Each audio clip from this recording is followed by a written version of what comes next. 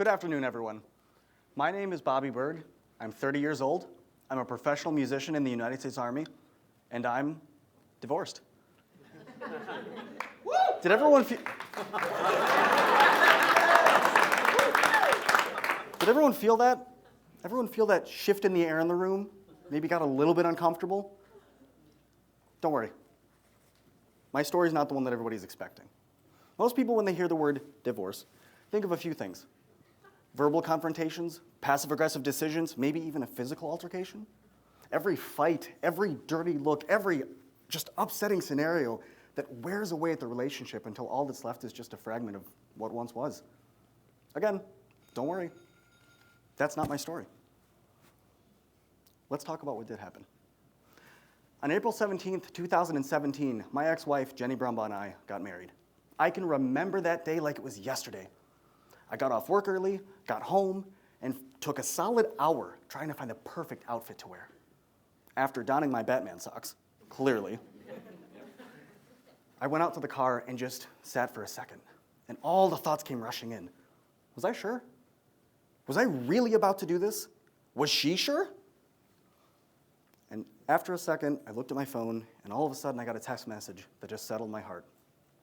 I'll be at the courthouse in about 20 minutes. Jenny texted me, and all of a sudden, those concerns just left. Why? Because I was going to spend the rest of my life with my best friend at my side. So with my two buddies in tow, all four of us walked up to the courthouse to say our I do's. I'd never felt anything so intensely. The emotion I was feeling was just flooding my entire body. And what an incredible feeling that was. I was committing my whole self to her. And it's really something I'm going to remember forever.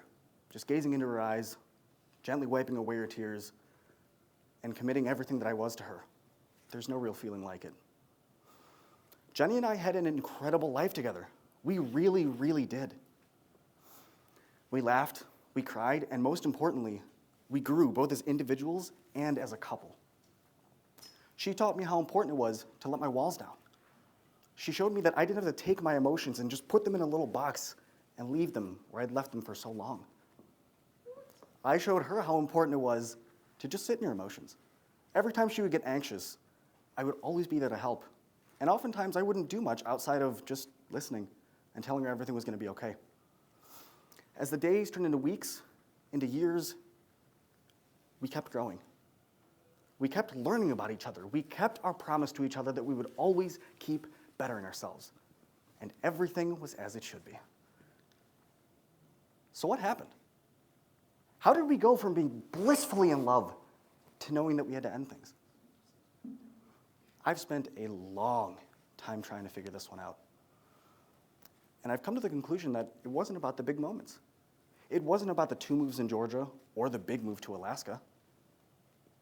I found that it's the little moments that allow relationships to degrade. I started to notice that we started arguing a lot over the little things. My forgetfulness due to my ADHD, my money spending habits that were getting worse, or even something as small as whether or not I cleaned the house before Jenny got home. Especially when we moved up here to Alaska, our disagreements went from one every 6 months or so to every month. Eventually, we decided it would be best to go to couples counseling. Right? We noticed that our relationship was getting stronger as we worked through our issues. We were getting better, but something still seemed to be off. It felt like there was always something more to be changed. It felt like there was always something more about my personality that needed to be changed. And eventually I decided that meant something wasn't right. Finally, fall was upon us in Alaska. The weather was starting to get cold, the leaves were starting to turn, and as most of you know, that lasted a whole 2 weeks instead of the month or so as expected in the lower 48. Welcome to Alaska. Jenny and I had some extra money saved up, and we decided it'd be such a nice treat to fix up the house. Let's get a bigger TV, and let's get some outdoor chairs so we can enjoy the view. So naturally, Jenny and I went on this amazing shopping spree to Target. We talked about every topic under the sun on this trip, just loving every minute of it. And no, not just because we were buying shiny new toys. See, that's what surprises a lot of people when I say we got divorced. No matter how difficult things got, we always genuinely loved spending time together. So we got home, got everything set up, got the TV mounted on the wall, and just loved what we'd done with the place. The next morning, something felt off. Hollow, almost. The high from the shopping spree had worn off, and I just felt empty. Jenny and I fought before I left for work. We argued over text throughout the morning. Then at lunch, we came to an understanding and just dropped the subject. So when I got home from work that day, I cleaned the house. There's something about cleaning that just puts me at ease when I'm stressed out. So after cleaning the entire house and taking the dogs for a quick walk, I decided to go out to the balcony and just take in the view. Something felt different. I watched the leaves fall as Gus and Bella, our dogs, just ran around in the grass, and then I heard them start barking, which had to mean that Jenny had just pulled up from work. So I went inside, got changed, and decided, let's make a cup of tea. A few minutes later, Jenny and I went outside to break in our new outdoor living area. We sat outside and looked at the trees as the leaves fell and the dogs frolicked in the grass in complete silence for about 5 minutes. After taking a deep breath, I finally said it. I don't think we should do this anymore, Jen. We both sat there, shocked. One of us had finally said it. The small moments had built into this monumental moment, and this was it. And all she could respond with was, I think you're right. We did give this an honest try, but I don't think we can come back from this. Over the next few weeks, Jenny and I made plans to separate while cohabitating, and it was difficult. Jenny was going to move back in with her dad, and I was going to finish up my time in Alaska before the Army decided where I was going to move next. And the worst part about figuring out the proceedings of a divorce, even though I knew it was the right decision to make for both of us, every step felt like my feet were made of concrete, and it became more and more difficult to move on. When Jenny and I went to the legal office to grab the forms claiming we were intending to divorce, we both cried. This made it real. But through the sadness and the pain, we stayed by each other's side. For my part, I wanted the transition to be as seamless as possible for her. I did everything that I could to make sure that her household goods move got scheduled. I helped her find a flight time back to the airport, and I even offered to drive her to the airport. I would tell her, I don't care that we're getting divorced. I don't hate you, and I don't want to. You're still my best friend. I don't want to lose my best friend and my wife all at the same time. In December, Jenny moved back to Havre de Grace, Maryland with her dad.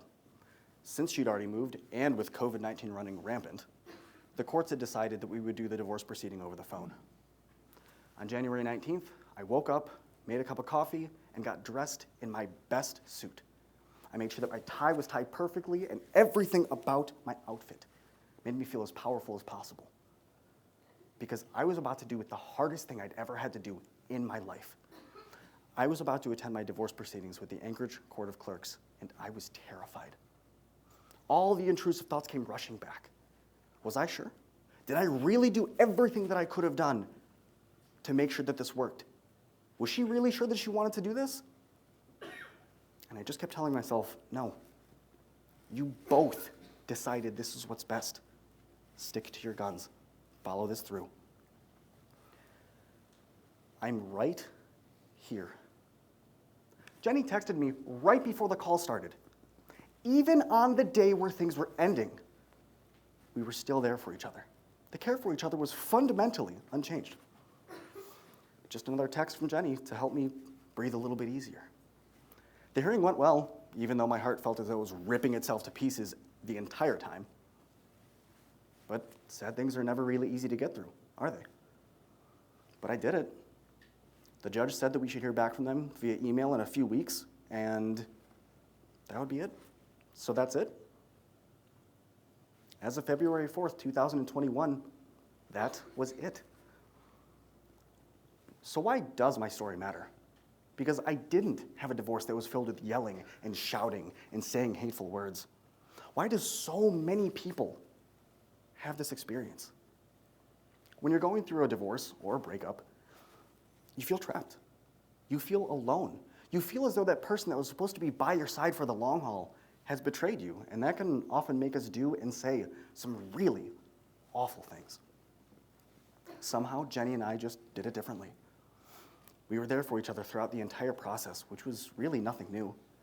We'd seen each other at our highest highs and our lowest lows, quite literally.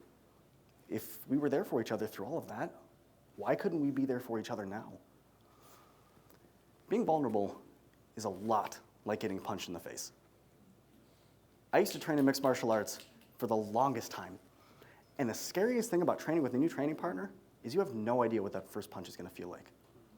Are they one of those speed fighters? Do they have really solid punches? Or are they one of those power fighters that can knock me out in that first hit? There's really no way to figure it out without taking that hit. So you get on the mat, you touch gloves, you square up, and boom, you get back up.